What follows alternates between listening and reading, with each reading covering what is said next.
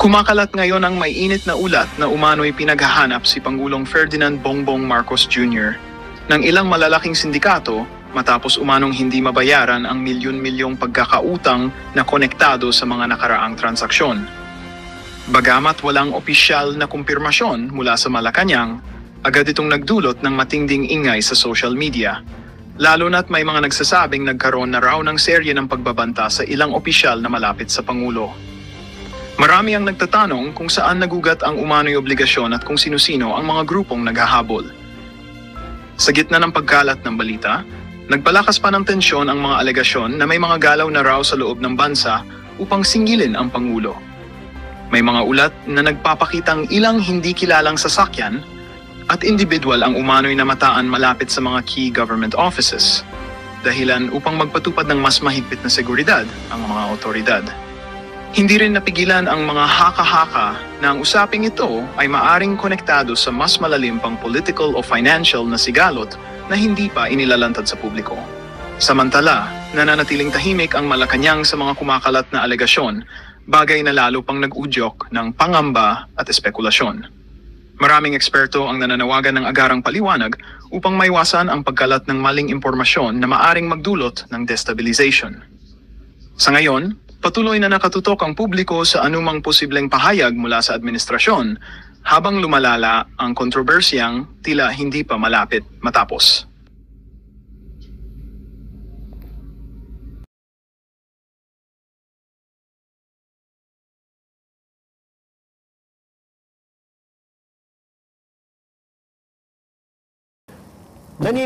May pumunta sa Malacanang, naniningil yata dyan eh. Sino? Pakita mo yung picture. Pumunta po Sinisigil na siya. Presidente ng World Bank. Ayan, sabi ng iba, naku, naniningil na yata. Ayan, mukhang naniningil. Hindi, ganito kasi yan, Senator Bong Revilla. Wala namang problema dyan sa hiling mo na panalangin na yan sa sambayan ng Pilipino. Dapat sana, noong tinanggap mo yung mga di umanong perang ibinigay sa iyo nitong si Yusek Bernardo, naisip mo rin na humiling ng panalangin sa sambayan ng Pilipino. Pambihira. Ang nagarabyado dito sa inaakusa sa iyo, Bong Revilla, hindi lamang iisang grupo o ilang mga tao. Sambayan ng Pilipino ang pinagnakawan dito. Pagkatapos mong di umanong tumanggap ng pera dito kay Bernardo, tapos hihiling ka ng panalangin sa sambayan ng Pilipino. Palakpakan natin mga kababayan. Ibang level ho talaga itong mga mga politiko, yung kakapalan nila ng mukha, talagang ibang klase. Manahimik ka na lang, kagaya nitong si Joel Villanueva, Jinggoy Estrada, ang malas mo lang, hindi ka na senador ngayong mga panahon na to. Pero kung senador to, nuknukan rin ng kaangasan to. Nakita niyo ginawa kay Nebrihan nito? Nakita niyo mga kababayan? Sa tingin ko, si Nebrihan ngayon pasipul-sipul siya. Hindi niya kakilala si Bernardo eh. Ito mga kababayan, please pray for me. Opo? Please pray for me and my family. Ibang klase ka din. Ibang level ang apog mo, Brad. Matindi ka ha? Matindi to si Bong Revilla. Hindi ko binabanatan to, pero nung nakita kong pagiging pagiging arrogante nito nung nakaharap niya si Nebrihan, akala mo kung sino dinuro-duro niya. Ang angas-angas, senador pa siya noon. Pero ngayon, humihiling ng panalangin. Ang kapal ng mukha mo, Brad, ha? Humihiling ng panalangin si dating Senador Bong Revilla sa kanyang sarili at kanyang pamilya. Isang dating senador sa mga personalidad na nadadawit ngayon sa flood control scandal. Kasama siya sa inirekomenda Independent Commission on Infrastructure ICI na kasuhan. Kinumpirma rin ng Department of Justice na isinama rin si Bong Revilla at dating kongresistang si Saldico bilang respondent sa reklamo kaugnay sa Ghost Flood Control Project sa Bulacan. Si Saldico, malalim ho yan. Ngayon, pagka ikaw nakabit ang pangalan mo dito at ikaw isang politiko na nangampanya nung nagdaang 2025, ang laki na ng pondo ng alyansya ng mga mambubudol eh. Di ba? Ang laki na ng pondo nyo. Anak ng toko, bakit pa kasi kailangan yung makialam dyan sa... Alam nyo naman, di ba, Bernardo, Hernandez, alam nyo na humahawak yan ng pera na galing sa sambayan ng Pilipino. Dahil sa kakapalan ng mukha nyo, At sa ika nga naisip nyo na hindi naman na malalaman yan na sambay ng Pilipino. Matagal ng kalakaran yan eh. Naisip siguro nila, posible maano yan, posible magkahulihan dyan. Tagal na namin ginagawa yan eh, di ba? Ano pa lang ako, bagito pa lang ako, talagang kalakaran na yan eh. O, diniliberan daw siya di umano nitong si Bernardo. Ngayon, nung nagkabistuhan na, panalangin daw natin siya, palakpakan, pamira ka talaga, Bong Revilla. O, tanggalin mo kasi kaangasan mo, Brad. Tumobra ka sa yabang. O, lipat na ho tayo dito kay Senator Rodante Marcoleta. Pero bago ho pala yan, isang like at isang subscribe. Masaya na ho tayo yan sa mga gusto sumali sa ating community. Yung join button, nandyan lang ho sa baba. Wala ho tayong maraming pag-uusapan dito sa video na to. Re-recta ho kagad tayo dito kay Senator Rodante Marcoleta. Gang! Yung confidential funds ng Department of Justice. Nako, O, isipin mo ha. Oh. Etong, Napanood ko yun. itong year na to, Oho. 1.5 billion. Ano? Oho. Yung sinundan niyang 2024, parang 168 million lang. Biglang lobo eh. Oho. Sabi ko, dinakip nyo lang ka ako si Pangulong Duterte, naging 1.5 billion ng ninyo, confidential fund ninyo. Ayoko maglagay Maraming marami siguro silang inabutan noong mga panahon na yun. No, marami siguro silang inabutan nung kay Tatay Digong. Marami silang pinadulas, di ba? Kaya kailangan talagang swabe ang pagdadala nila kay Tatay Digong diyan sa The Hague, Netherlands. Diba? May pagkamatang lawin to, especially sa budget. Si Ping Lacson, ano lang yan, kumbaga display lang yan dyan, kasi bantay-bantay siya ng budget. Ito talaga. Pagka yan sumalansan sa budget, talagang bantay budget ho yan si Senator Rodante Marcoleta. At hindi ho siya hindi nalilimitahan ang kanyang kagalingan nung kanyang wala kasi siyang utang na loob sa Malacanang eh. Di ba? Hindi siya nasama sa alyansa ng mga magnanakaw.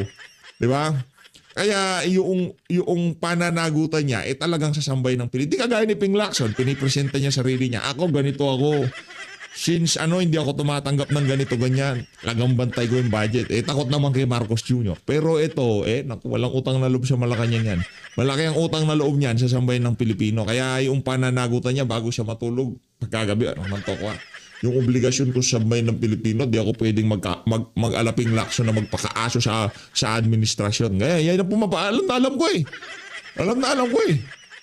Pagka bago matulog yan, medyo yung obligasyon ko sambay ng Pilipino, medyo mabigat-bigat.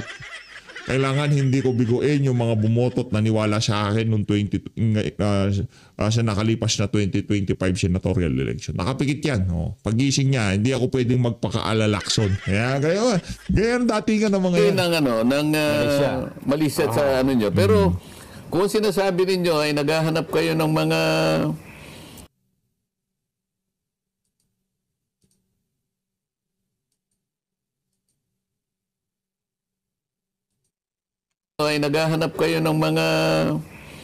ang tawag doon, yung mga online sabong ba yun na nawawala? Sa bungero. Hinahanap daw Gising sa bungeros. Opo.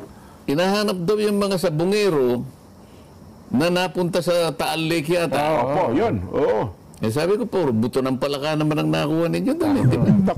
1.5 billion. Opo. Ngayon, nung makita ko sa COMREP namin, itong committee report, 729 billion pa rin ang confidential funds. Malaki pa rin. Samantalang ang mga ibang opisina, hindi na, ayaw na namin yan. Ayaw na, confidential fund na yan. So nakita ko yung 729, masyadong malaki. Opo. Sabi ko, kukunin ko ako yung dyan. Halos 300 million. Yung 146 million plus. Opo. Ilalagay ko dun sa Department of Justice pero sa isang section. Okay. Ito yung Office for Alternative Dispute Resolution. Para sa akin kako, dapat mapalakas ito. Dahil ito, nag-uumpisa pa lang ang usapin. Opo. Ang kaso. Ang kasuhan. Inaayos na nito. So marami tayong matitipid kung halimbawa, imbes na nag-ripen ito into a case, ay isipin mo napakarami mong gagastusin dyan para lamang i-litigate, i-adjudicate ang isang kaso. Pero samantalang kung yan ay napasadahan nila, na-prevent nila, malaking matitipid natin Hindi dyan. nagkasuhan. Nagkasundo na lang. Oo, yung 15 million naman, ibibigay ko sa NCIP. Ito yung... Indigenous. Oo. Opo. Council for Indigenous Person. sabi ko, Opo. itong 15 million, nakita ko kasi yung Sierra Madre, napakalaking mountain range na yan. Reforestation. Alam mo yun, nag-save sa atin dito sa malaking Itong anong bagyo ngayon, Nelson? yung papalapit na bagyong ito. Yung Tino ba yun? Nung Tino sa yata. palpok doon Yuan. Yung Uwan. Yan, bagyong Uwan, Uwan. oo. Ang nakapigil yun yung Sierra Madre. Oho. Ngayon, dahil kailangan maayos natin ang watershed dyan. Sabi ko, itong 15 million, ibigay natin sa NCIP. Dedicated for the reforestation of Sierra Madre Mountain Range. So, pagkatapos, ang mas malaki nito, ito yung 203 million plus. Ito yung kinuha ko sa NTC at ibibigay natin sa CICC. Opo. Yan ang mga ginagawa natin. Naatado niyo pala sa inyo. Maraming nakinabang pala doon. Hindi lang isang ahensya, no? Oo. Kasi nga naman, kung intelligence fund lang yan ng Department of Justice, sila lang ang makikinabang dyan. Tapos itong nakita ko pa, kahuli-hulian ito, doon sa Office of the President, meron siyang budget allocation ng 2026 ASEAN Ang daming nakalagay doon na puro ASEAN, parang yung iba, nakikita ko may duplication. Ang nasa report ng committee, 17 billion plus. Ano? Opo. So sabi ko, yung 500,000, 500,000, 500 million. Okay, Sabi ko, ilagay na lang natin sa Department of Education doon sa program support budget for learners with disabilities. Opo. Kasi dito, ang meron pa lang na nakita namin, meron lang silang parang learning materials. Opo. Pero yung iba pang mga gagamitin, halimbawa, yung paglulocate ng magte-train, kasi kailangan mo rin ng trainers dito Kailangan bilangin mo nasaan silang lahat. Saan eskwela sila naka-enroll. Ang daming kakailanganin mo rito, kulang-kulang naman ito. Dito natin ilalagay yung 500 million. Yung proponent yan siya nung tumayo kayo, kala niyo, haharangin ninyo Hindi niya akala sususugan niyo pala, lalaanan niyo pa ng budget. Hindi, sabi ko kasi sa nakikita ko pansamantala, wala pa itong tatlong hinahanap natin. Yung finding ways yung sa mga bata, kung nasan nga yung mga may kapansanan. Sabi ko, lahat tayo interesado na tulungan yung mga mag-aaral na may disability. Hindi naman natin alam kung nasan sila at ilan sila. Itong mga mekanismo para makita natin sila, wala namang pondo. So, lagyan natin ng pondo itong mga ito. Di ba? So, ang ginagawa natin, hindi basta amendments, institutional sa nakikita natin, kaya natin naalisin dito, nakita natin ang weakness dito natin palakasin. Ayun, Yun ang ating gustong gawin dyan. Tama. At least, kumbaga sa naikakamada ng maayos. Oo, at tinanggap naman lahat. Ako naman, very positive naman ako na yun ay may sasama lahat sa second reading. At pagkatapos, pagka yan nagkaroon na ng sana ay lahat lumusot pagdating sa BICAM. At pagkatapos ng BICAM sana ay maging malinaw na. Di ba? Wala na bang panganib doon sa BICAM? Kasi sabi nila, di ba yung nangyari sa BICAM last year, mukhang mas kukunti ang panganib ngayon dahil marami nakabantay. Medyo kukonti ang panganib pero meron pa rin Shen. Balita natin hindi pa daw hindi pa itinago nila yung mga nanakawin nila dito sa budget na to. Hindi siya kagaya nung talagang dati para silang mga siraulo na ang program appropriation, automatic nanakawin na nila yan. Ngayon, iba na yung ginawa nila.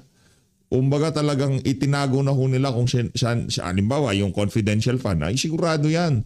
Pagka hindi si BP Sara may hawak niyan, kung si BP Sara sigurado tayo. Ika nga, walang magnanakaw na mangyayari yan. Pero pagka ibang ahensya ng pamahalaan, yung confidential fund nga ni Marcos Jr. anak ng Tokwa, nangyari, nagkanakawan na sa pamahalaan, hindi kumana yung confidential fund niya. Hindi natin alam kung ano yung binabantayan niya, kung anong pinaggamitan ng confidential fund niya. Baka lang yun binabantayan nila yung kung yung mga pinagkukuhanan nila ng pulburon ng kung ano man ginagamit nila diyan natitiktikan na sila ng ng PDEA. Doon pala ginamit yung confidential fund para bantayan yung mga taga-bili nila. tayo dyan. Isa na Ay, tayo nako. sa nakabantay. Si Doon kasi Raulo. wala naman tayong kinalamanan dyan, hindi ba? Opo, At ngayon ata, parang kumuha sila ng 5 NGO ba, mga watchdog, at naka-live din ata itong gagawing bycam. Sen, di ho ba? Hindi lamang yun. Ang pinaka-importante dyan, ang pinaka-sigurado dyan ay nahimay na mabuti yan. At pagkatapos, naghahanap nga kami ng clean copy para makita lahat yan bago pagtalunan sa yung tinatawag na third reading. Opo. Para sa ganun, lahat ng institutional amendments na napag-usapan, kung talagang napagtibay, at saka yung mga sinasabi ng minority na talagang kung pakikinggan nila, Opo. huwag lamang yung masyadong yung dapat kasi supported lahat ng mga dokumento. Opo. Wala na yung mga item na hindi malinaw na Kung saan nilalaan. doon lang sa pangalan Opo. Teka muna, baka magdoble ang pangalan. Wala na yung mga ganyan Ay, pero teka lang, yung controversial na lifeline rate, Sen, naisama ho ba yan? Alin yun? Yung lifeline rate dun sa mga nagbabayad ng yung kuryente na mababa lang? Ay, hindi pa naman hindi pa po yun. hindi pa naman batas. Ang sinasabi natin okay. yan dito, kaya ngayon tupad tinarget ko na yun wala pa naman tayong batas talagang umiiral tungkol diyan. Ayun. Kasi di ba kala ko tatastasin nyo na yung mga ayuda fund para mailagay na dun sa ang Hindi pondo. pa dahil wala yung batas. Opo. Paunti-unti lang nating medyo binabawas-bawasan. Opo. At sana napagtibay kaagad yung ating dalawang panukalang batas tungkol sa pag-alis na ng lahat ng mga ayuda at papalitan na lang natin yung sinasabi nating 200 to 230 kilowatt hours. Para sa ganon, dire-diretso na. Wala namang kumontra sa akin doon maski na yung Secretary Balisacan ng DepDep. Gusto niya rin. At nung imungkahi ko naman kay Secretary Rex Gatchalian, sinulat pa nga niya sa notebook niya, pinakita sa akin. Wala rin siyang kontra doon. Inihintay na lang na maisabatas natin yun, Jen. Ayun pala. Mahalaga po. Alam niyo, marami nagbabantay sa usapin na yan. Sa ipa, Nelson. Dadagdag ko na lang kasi budget na rin ang pinag-uusapan natin. Oo. Baka mamroblema ngayon ng gobyerno, Sen, No. sa pagkukunan ng pondo. Dahil meron na pong desisyon ng Supreme Court na yung 60 billion pesos na nasa National Treasury ngayon ay pinababalik na sa PhilHealth. Yung pondo ng PhilHealth. Sabi ng Supreme Court, labag sa saligang batas yung ginawa nila na yung pondo ng PhilHealth ay inilipat sa National Treasury at gagamitin sa mga proyekto na wala namang kinalaman sa dapat na paglalaanan ng pondong yon. Meron parang charter yan Hindi daw po pwedeng maamyendahan yung charter dahil lang dun sa isiningit mong provision na pwedeng kunin ng DOF yung mga pondong ng GOCC such as PhilHealth para ilagay sa National Treasury at gamitin sa iba, Sen. Anong problema 60 billion. Tama naman yun Ayun nga po. Hindi mo naman dapat inalis doon. Pondo ng PhilHealth yun Hindi, may tinatanong ko kanina, magkakaproblema sila. Hindi. Bakit magkakaproblema sa budget ibalik mo ron. Ibalik mo lang Baka naman nagastos na ho yun. Kasi di ba, ibabalik sa PhilHealth yung 60 billion. And then mababawasan yung National Treasury. Yung pinag-uusapan natin, yung nakaraang budget yan, inalis nila, di ba? Opo. Pero hindi pa na ibabalik hanggang ngayon, Sen. Di balik nila. Di mauubusan tayo ng pagkukunan for the 2026. Kukulangan tayo. Mangungutang tayo niyan. Hindi, basta yun, may budget dyan, nilagay nila sa iba. Ibabalik lang nila. Ibabalik nila. Ngayon, ang sabi nila, ang atin namang ekonomiya kanya ay naasahan nating lalaki ng 5%. Akala mo naman napakalaki ng 5%. Hindi, maliit nga daw po Di ba? Sabi ko sa kanila, siguruhin nyo kasi ang pinag-uusapan natin dito ay tumataya kayo ng GDP na 30 trillion pesos. Para suportahan yung budget na 6.7 trillion. 6.7 trillion. Kasi pag hindi kayo tumaas sa GDP ninyo, wala kayong pagkukunan. Dahil ang inyong projected income ay halos 5 trillion pesos lang. Kulang. Sa mga twin, kailangan nating mapalaki yung ating ekonomiya. Ngayon, para mapalaki yan, kinakailangan nating ilitaw yung mga sinasabi ninyong mga targets. Ayan, Kaya nga, tama. yung mga basic assumptions ninyo? Ano ba yung mga indicators? Ano ba yung parameters na sinasabi nyo na tataas tayo ng 5%? Sa tingin ko, hindi lang dapat 5% dahil nung briefing, sinabi na kako ni Secretary Recto, at least 7.5% ang growth ng GDP. At least lang po yun. Ha? Oo, para makuha natin yung 30 trillion. Aha.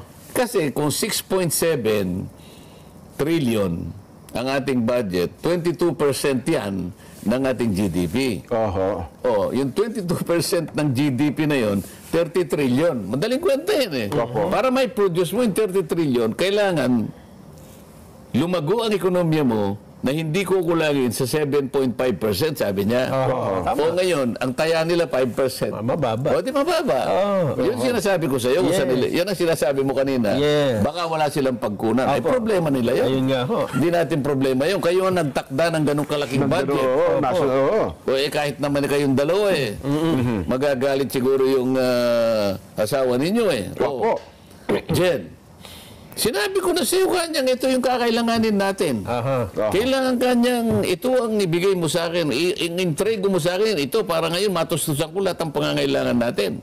Ano sasabihin mo? Ba't ka nag-budget ng ganyan? Alam mo naman ang kinikita ko ganito lang. O yan ang problema. Ang sasabihin ko, hindi, andiyan kapitbahay natin si Nelson, medyo manghiram muna tayo. Lalaki na naman yung ating outstanding debt. Na ngayon, sa ngayon ay 7.6 trillion na. Kaya Habang nagsasalita tayo ngayon, habang nag-uusap tayo ngayon, pataas ng ang pataas yan. outstanding budget natin, 17.6 trillion na. Opo, 17 po. Opo. Kaya nga, lumampas na tayo doon sa sinasabi natin 60% ratio. 63% na tayo ngayon din, ang ratio natin. Naku po. Anong ibig sabihin nun, Nelson, kung 63%? Apakalaki nun. Halos Ano nga ibig sabihin nun bukod sa malaki? kalahatiin eh. Oo nga, anong epekto nun? Wala tayong pera. Utang tayo. Lubog tayo sa Ang ibig sabihin nun, 63% ang ibabayad natin sa ating pagkakautang. Foreign saka So, halimbawa, domestic debt. Halimbawa, 100 pesos ang kinita ng buong ekonomiya natin. Nako po. Yung 63 pesos, Bayad pambayad. na. Yes. Yung 37 pesos na lang ang panggastos Ayun nga. natin. Ayun nga. O, yun ang ibig ko sabihin. Paano tayo mabubuhay sa 37 pesos? Oo. Kasi yung 63 pesos, ibabayad natin ang utang. Ito yung budget nyo eh. Obligado. So, maaaring sasabihin ng business ni Nelson, Wala na. paano ito yung ano natin eh? Pang-buy, utilities lang Kinakailangan ito. niya. Magtrabaho ko ng doble-doble para ngayon o saan natin kukunin yan? Nako. Kaya pala, Senjen, may pumunta sa Malacanang, naniningil yata dyan eh. Sino? Pakita mo yung picture. Pumunta po yung sinisingil na siya. presidente ng World Bank. Ayan, sabi ng iba, naku, naniningil na yata. Ayan, sir. Mukhang naniningil. Presidente ba ng World Bank yan? Oo. Kayo naman World Bank. bumisita lang, naniningil na kayo naman ng... World Bank President AJ Banga. At Baka yung- naman nag-o-open ng mga Ibig mo sabihin ng presidente pang maniningil naman. ADB President Masato Kanda. Sabi nila kasi hindi naman pumupunta yan sa Pilipinas noon. Ngayon lang na pumunta eh. Ganun ba? At yung presidente daw, napahawak na daw sa Napasagdan na lamesa. doon sa... Parang, Napahawak na nga. Ako maniningil ngayon, ha? Ang tindi na Grabe. Kaya ano kasi yung... Hindi, baka naman hindi naman naniningil. courtesy call po yan talaga. Baka naman sinabi lang, Courtesy call. Mr. President, nakikita namin yung debt to GDP ratio. Ayun. Medyo mataas. Sa ganito kataas na ratio, Mr. President, alam mo naman siguro, na medyo alanganin na yung magpapautang sa'yo. Alanganin talaga yan. Maski yung halimbawa, ikaw nandun ka lang sa 5'6", yung mga... Titingnan niya paglapit mo sa kanya, sisinuhin ka niya Tapos